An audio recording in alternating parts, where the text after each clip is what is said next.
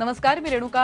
आज बुधवार आहे आणि हेल्थ टॉक टाइम मध्ये आज तुम्हा सगळ्यांचं स्वागत. आज आपण बोलणार आहोत सांधेदुखी असेल तर काय करायला हवं. खास करून थंडीच्या दिवसात सांधेदुखीचा त्रास वाढतो असं म्हटलं जातं आणि मग अशा वेळेला काय काळजी घ्यायला पाहिजे याविषयी देखील आपण बोलणार आहोत. आपल्याला मार्गदर्शन करणारे orthopaedic surgeon doctor Subodh Mehta, त्यांचं स्टुडिओमध्ये स्वागत करूयात. तुमचं स्टुडिओमध्ये खूप खूप स्वागत. नमस्कार.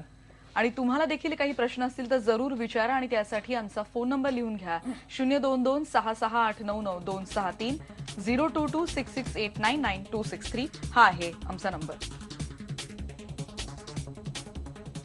तुमचे प्रश्न येतीलच, पण तोपर्यंत इथे आपण चर्चेला सुरुवात करतो आहोत. डॉक्टर, सगळ्यात महत्त्वाचं म्हणजे असं म्हटलं जातं की थंडीचे दिवस आले की सांधेदुखीचा त्रास वाढतो असं म्हटलं जातं. हे कितपत खरं आहे? अगदी योग्य प्रश्न आहे. कारण जेव्हा जेव्हा थंडी पडते ऑर्थोपेडिक सर्जनच्या क्लिनिकमध्ये हळूहळू गर्दी वाढू लागते.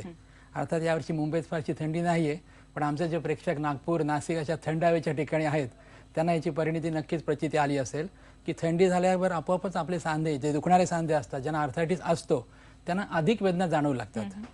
याच्यामागे खूप वैज्ञानिक कारणं पण आहेत. की असं म्हटलं जातं की बॅरोमेट्रिक प्रेशर थंडीमध्ये कमी होतं, त्याच्यामुळे सांध्याच्या आत सूज वाढते, आपल्या स्नायूंची सूज वाढते. दुसरं कारण म्हणजे थंडीमुळे रक्तपुरवठा सांध्यातला किंवा हाडांचा, आपल्या स्नायूंचा रक्तपुरवठा कमी होतो आणि तो रक्तपुरवठा कमी झाल्यामुळे स्टिफनेस होतं आणि स्टिफ झाल्यामुळे सांध्यांचा लवचिकपणा कमी होतो आणि सांध्यांची हालचाल कमी होते आणि सांधे जखडले जातात आणि जखडले गेल्यामुळे त्यांना वेदना पण, त्यांच्यावर प्रेशर येऊन वेदना होतात. तसंच पाठदुखी, संधिवात, सांधेदुखी अशा सगळ्या रुग्णांची ऑर्थोपेडिक सर्जनकडे आमच्या क्लिनिकमध्ये गर्दी होऊ लागते थंडी पडल्यावर. फोन यायला सुरुवात झाली आहे. आपण याविषयी अधिक बोलणारच आहोत आणि येणाऱ्या उत्तर प्रश्नांमधून तुम्ही देखील त्याचं मार्गदर्शन तुम्ही आम्हाला करालच. आपल्याला कोल्हापूरहून अशोक नाईक प्रश्न विचारतात.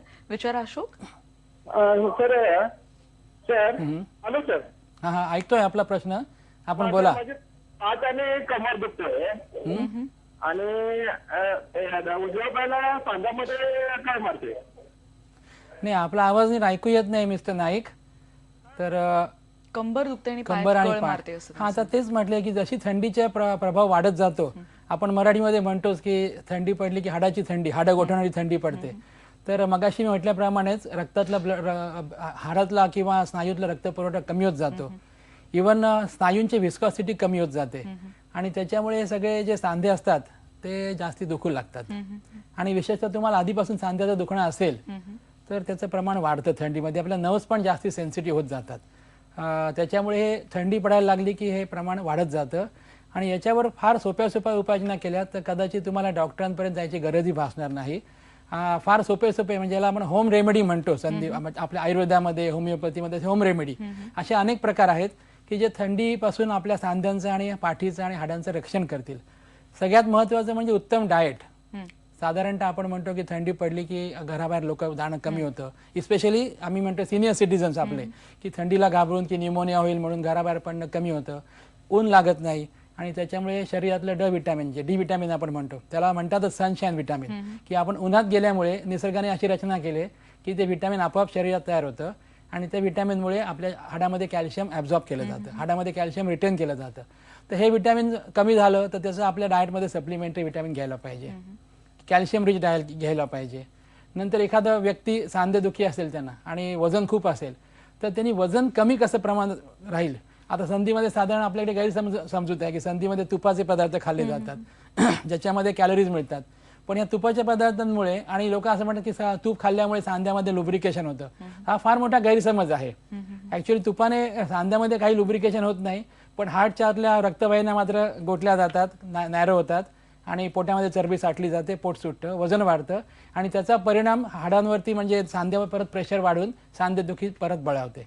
तर तूप खाणे किंवा हाय कॅलरी फूड खाणे हे एक थोड्या प्रमाणात आवश्यकता असते, परंतु ते अति प्रमाणात करू नये. ते डाएटरी चेंजेस झाले.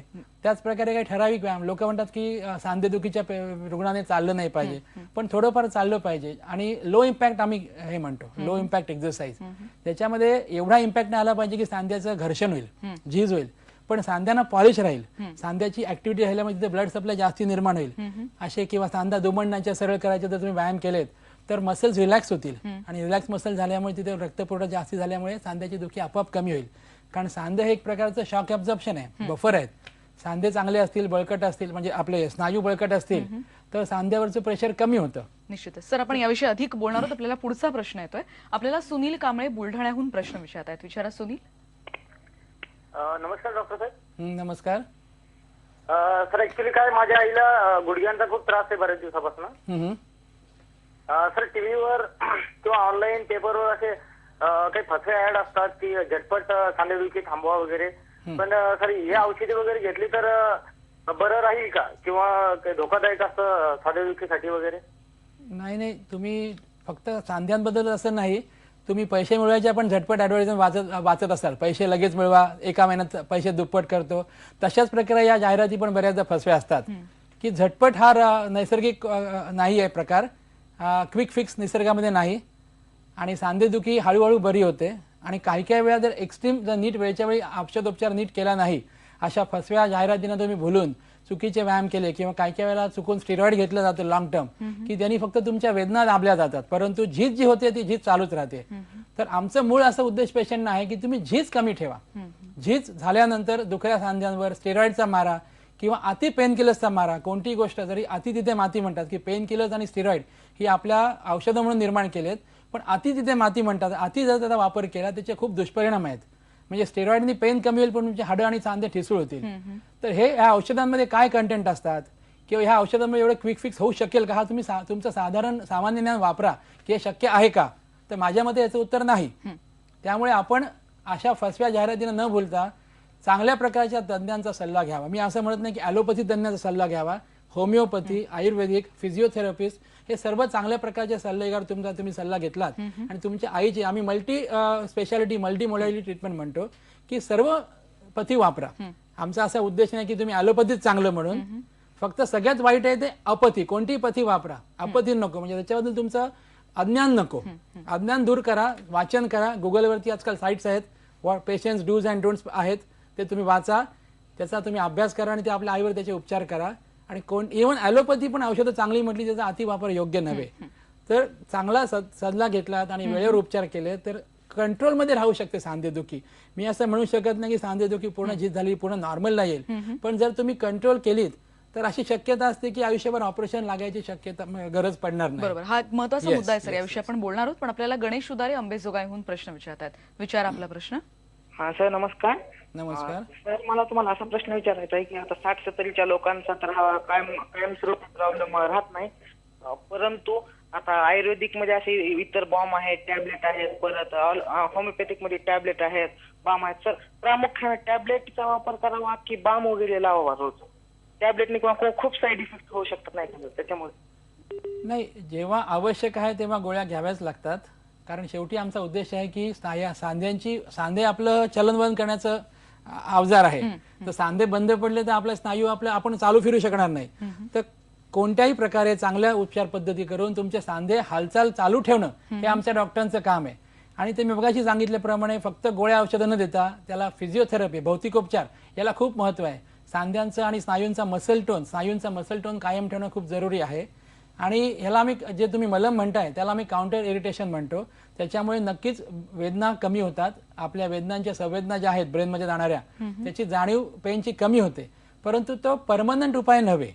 हे टेम्पररी उपाय असे बरेच आहेत, पण परमनंट उपाय म्हणजे चांगल्या प्रकारे व्यायाम चालू ठेवणे आणि जसं मगाशी मी म्हटलं आपलं वजन कंट्रोलमध्ये ठेवणे, याला खूप फायदा होतो. आणि जर एका ठराविक प्रमाणाच्या झीज झाली असेल तर मलम, गोळ्या, इव्हन काही वेळा आम्ही इंजेक्शन सजेस्ट करतो. ह्या इंजेक्शनचाही फायदा होत नाही. बऱ्याचदा काही म्हणजे एक साधारण 100% नाही, पण एक 100त एखाद्या पेशंटना सांधे पालट म्हणजे गुडघे किंवा हिप रिप्लेसमेंटच्या ऑपरेशनची पण गरज लागू शकते. तर आपल्या रुग्णाचा संधिवात किंवा सांधेदुखी कुठल्या टप्प्यावर आहे त्या टप्प्याप्रमाणे त्याची ट्रीटमेंट ठरते. जर अर्ली स्टेज आहे, स्टेज 1 आम्ही ज्याला म्हणतो की ज्यामध्ये तुम्हाला चालल्यावर बरं वाटतं, तर म्हणजे याचा अर्थ असा नाही की तुम्ही चालत राहायचं. कारण त्याच्याने तुम्ही दुसऱ्या टप्प्यात जाऊ शकता की चालल्यानंतर डिफॉर्मिटी होणं की चालण्यामुळे सूज येणं. तर आमचा उद्देश असा असतो डॉक्टरांचा की तुम्ही आयुष्यभर अशा स्टेजमध्ये राहावं की चालल्यावर थोडंफार फेल्युअर बरं वाटावं, म्हणजे अर्ली स्टेजमध्ये. आणि त्या स्टेजमध्ये तुम्ही डॉक्टरांकडे जर गेलात, तज्ञांचं मार्गदर्शन घेतलं आणि नीट पालन केलं तर कदाचित तुम्ही आयुष्यभर स्टेज 2 किंवा स्टेज 3 म्हणजे ऍडव्हान्स्ड आर्थरायटिस या टप्प्यावर जाणार नाही. आणि आमचा हा उद्देश हाच असतो की आयुष्यभर तुम्ही त्या स्टेजमध्ये राहून एक ठराविक पेन किलर आवश्यक तेव्हा घ्यावी, आवश्यक तेव्हा मलम लावावं, थोडेफार व्यायाम करावे आणि सांध्यांची हालचाल चालू ठेवावी आणि आनंदी निवृत्ती जीवन जगावं. आपल्याला पुढचा प्रश्न शैलेश खंडारे अकोल्याहून विचारतात. हा, नमस्कार डॉक्टर साहेब. नमस्कार. हा, मी अकोल्यावरून शैलेश खंडारे बोलतो. तुमचा हा, प्रश्न बोला, विचारा. तुमचा प्रश्न विचारा खंडारे. हा, माझं 2009 साली क्वाडा इको सिंड्रोमचं ऑपरेशन झालं होतं. कसलं? माझं आज वय 47 वर्ष आहे. हा हा. तर त्याच्यानंतर माझे कमरेखालचे पाय हम्म, आणि गुडघे आणि अँकल हे खूप दुखतात आणि पाय खूप दुखतात. हम्म. तर याच्यावर काय उपाय आहे? काही उपाय सांगू शकाल का तुम्ही? हे बहुतेक तुमचं स्पायनल कॉर्डचं ऑपरेशन झालं असावं असं तुमच्या माहितीप्रमाणे मला वाटतंय, आणि त्यामुळे तुमच्या मज्जातंतूंवर काही दाब असेल तो ऑपरेशन करून काढला गेलाय. पण त्याचं एक्झॅक्टली काय उपचार करता येतील वगैरे तुमचे पूर्ण MRI वगैरे रिपोर्ट तुमच्या डॉक्टरने दाखवा, ज्या डॉक्टरने तुमचं ऑपरेशन केलंय. कारण हा आर्थरायटिसचा आजार नसून कदाचित मज्जातंतूवर काही वेळा ऑपरेशन नंतरही 10-12 वर्षानंतर पुन्हा प्रेशर येऊ शकतं स्कार टिश्यूमुळे किंवा कधी कधी स्पॉन्डिलोसिसचं प्रमाण वाढल्यामुळे.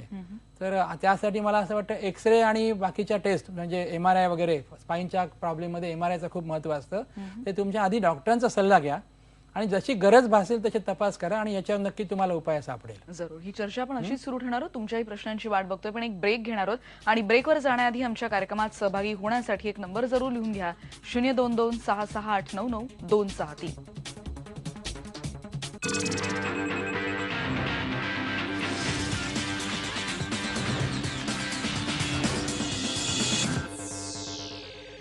डॉक्टरमध्ये तुमचं पुन्हा एकदा स्वागत. खास करून आता जसं तुम्ही म्हणाला तसं सेगमेंटच्या पहिल्या म्हणजे जे पहिलं सेगमेंट होतं त्याच्यामध्ये की काही व्यायाम असे आहेत ज्याच्यामध्ये झीज कमी झाली पाहिजे पण तुमच्या शरीराला रोजची जी सवय असेल ती देखील लागली पाहिजे. तर मग हा जो त्रास आहे त्याच्यामध्ये तुम्ही काय मार्गदर्शन कराल? मी बऱ्याचदा पाहतो विशेषतः तरुण पिढीची खूप बैठे जॉब आहेत, कॉम्प्युटर रिलेटेड जॉब आहेत, कॉल सेंटरला काम करतात. त्याच्यामुळे आठवड्याभर त्यांना काम म्हणजे इतकं असतं की वेळ मिळत नाही व्यायाम करायला आणि विकेंडला अचानक त्यांना आठवण होते की आपल्याला व्यायाम केला पाहिजे आणि प्रचंड प्रमाणात व्यायाम करतात.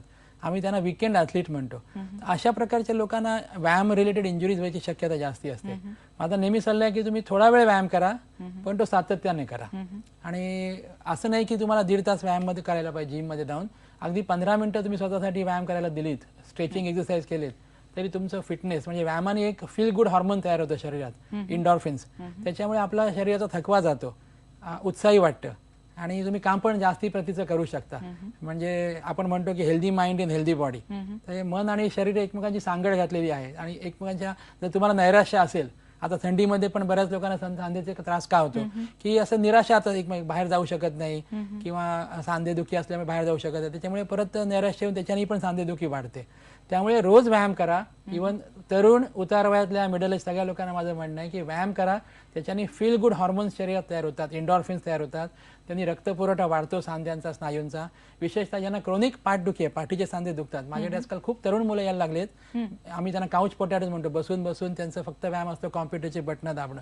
तर त्या प्रकारच्या रुग्णांना जर त्यांनी व्यायाम केला व्यवस्थित आणि पोश्चरला खूप महत्व आहे, प्रॉपर वेट बॅलन्सिंग झालं तर त्यांना हे असे प्रॉब्लेम येणार नाहीत आणि जरी आले तरी वेळच्या वेळी ते बरे होतील. कारण नंतर पुढे जास्ती प्रमाणात झाले, पोश्चर जर चुकीचा असेल, फॉल्टी पोश्चर परमनंट डिफॉर्मिटी झाल्या, त्यांना ऑपरेशन लागू शकतं. संधिवाताचे पेशंट आजकाल संधिवात पण खूप वाढतोय. म्हणजे हा उतारवयात होणारा एक आजार असतो सांध्यांचा, आम्ही ऑस्टिओआर्थरायटिस म्हणतो.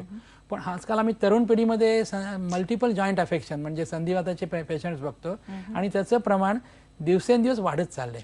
कदाचित त्याच्याशी स्ट्रेस रिलेटेड असेल किंवा कदाचित त्याच्याशी पोल्युशन म्हणजे अँटीऑक्सिडंट कमी असल्यामुळे, हवेत फ्री रॅडिकल जास्ती झाल्यामुळे शरीरामध्ये, स्ट्रेसमुळे किंवा आपल्या अन्न पण आजकाल चांगल्या प्रतीचं नसतं, कीटकनाशकांमुळे प्रॉब्लेम होऊ शकतात. तर त्याच्यामुळे संधिवाताचं प्रमाण खूप वाढत चाललंय.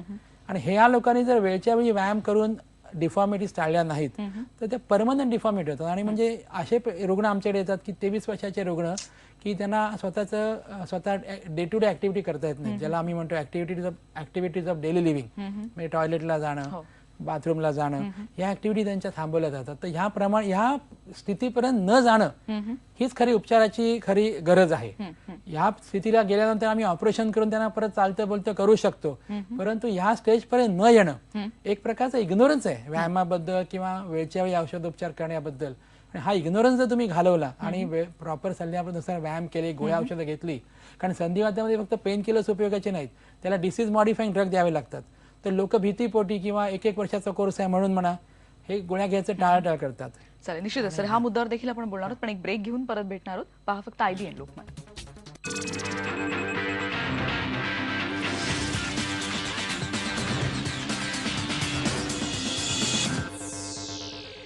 डॉक्टर मध्ये तुमचं पुन्हा एकदा स्वागत. कार्यक्रमाच्या आपण शेवटच्या भागात आलेलो डॉक्टर, पण जसं तुम्ही म्हणालात की आता आपण जसं बोलत होतो की खास करून खाण्याच्या ज्या पद्धती असतात त्याच्यावर देखील बऱ्याच गोष्टी अवलंबून असतात आणि सध्याच्या तरुणाईबद्दल देखील तुमच्या काही तक्रारी आहेत की काय केलं तर आपण पुढचा जो जी हानी आहे ती टाळू शकतो. नाही, हा खूप चांगला आणि महत्त्वाचा प्रश्न आहे. आपण आता म्हणतो की आजकाल पिझ्झा कल्चर आलेलं आहे, की असं मी म्हणत नाही की सगळं जे वेस्टकडनं आलंय किंवा जे फूड कल्चर आहे, मॉडर्न फास्ट फूड कल्चर खराब आहे, पण त्याच्यात पण काही काही गोष्टी आपण पाळल्या पाहिजेत. की हाय कॅलरी फूड खाल्लं जातं घाईघाईमध्ये, ऑफिसच्या मध्ये, लंच टाइममध्ये, किंवा वेळ नसतो शिजवायला म्हणून, त्यामुळे बऱ्याचदा चौरस आहार मिळत नाही, कॅल्शियम रिच फूड मिळत नाही, टू मनी कॅलरीज मिळतात, आणि बऱ्याचदा त्याच्याबरोबर आपण कोक किंवा पेप्सी घेतो, की म्हणजे कॅफिनेटेड ड्रिंक्स घेतो, कॉफी पितो. आपण आजकाल बऱ्याचदा थकवा घालवण्यासाठी कॉफी किंवा चहा पितो. या कॅफिनेटेड ड्रिंकमुळे डायरेटिक इफेक्ट येतो, शरीरातलं पाणी कमी येतं आणि डिहायड्रेशनमुळे परत सांधेदुखी वाढते, स्नायू स्टिफ होतात आणि थकवा वाटतो. तर हे, आणि दुसरं म्हणजे कॅफिनेटेड ड्रिंकमुळे कॅल्शियम ॲब्झॉर्प्शन शरीरातलं कमी होतं. पोटातून जे कॅल्शियम खेचलं जातं आणि हाडापर्यंत पोहोचलं जातं ते कॅफिनेटेड ड्रिंकमुळे कमी होतं आणि ऑस्टिओपोरोसिस म्हणजे हाडं ठिसूळपणा व्हायला सुरुवात होते. तर too many of caffeinated drinks, coffee, Pepsi, यांनी पण हा खूप त्रास होऊ शकतो उतार वयात. तर याची सुरुवात तरुणांनी आतापासून केली पाहिजे, चांगल्या सवयी लावून घेणं. आणि समजून लक्षात घ्या की सगळ्यात चांगलं ड्रिंक निसर्गाने तयार केलंय, त्याचं नाव H2O आहे, म्हणजे पाणी. Water is a best drink. कमीत कमी 8 ग्लास पाणी दिवसातून आपण प्यायला पाहिजे. त्यांनी आपल्या शरीरातले जे केमिकल वॉशआउट आहेत, केमिकल्स तयार होतात डायजेशनमुळे किंवा हे वॉशआउट याला मदत होते आणि यू फील फ्रेश. नक्कीच सर, खरे खूप मुद्दे आहेत पण आता आपण वेळाभावी थांबावं लागतंय, पण तुम्ही आलात आणि आम्हाला मार्गदर्शन केलं, खूप खूप आभार. थँक्यू.